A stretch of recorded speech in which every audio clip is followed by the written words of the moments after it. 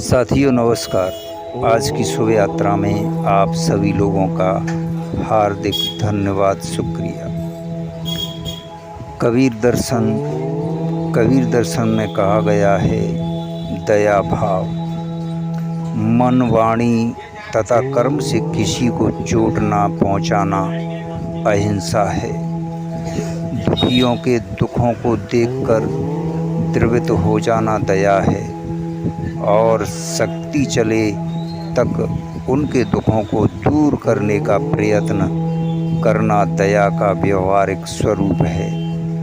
किसी के दुखों को देखकर प्रसन्न होना अपने मन की घोर मलिनता है।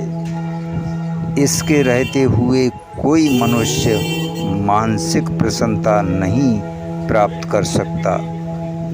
जिसे सुख, शांति एवं कल्याण इष्ट हो, उसे चाहिए कि वह अपने दिल को दया की भावना से भर ले।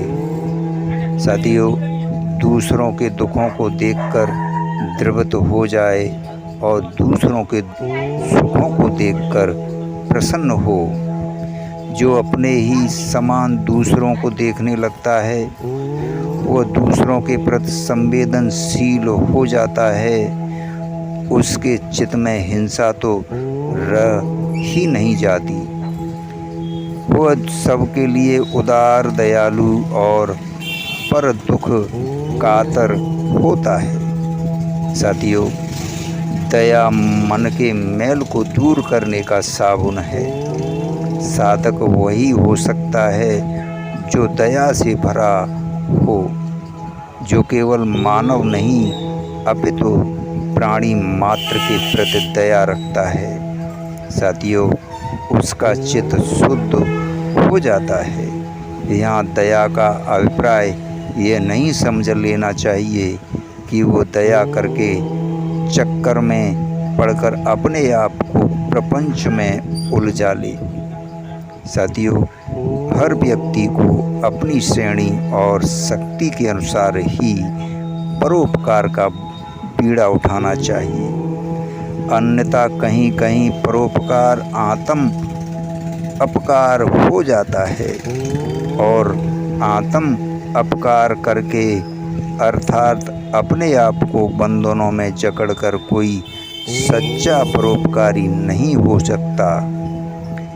अतएव सबकी विवेक की आवश्यकता होती है। परमात्मा कबीर साहब कहते हैं, जीव ही जीव के सहायक हैं, इसलिए जीव दया पालन करना अत्यंत आवश्यक है। सब तो अपने प्राणी प्रिय हैं, किसको चोट पहुंचाना और पहुंचाई जाए। हर जीव के प्रति दया भाव होना चाहिए।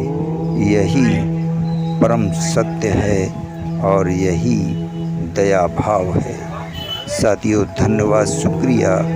आज की शुभ यात्रा में आगे की श्रृंखला में आपसे फिर मिलते हैं।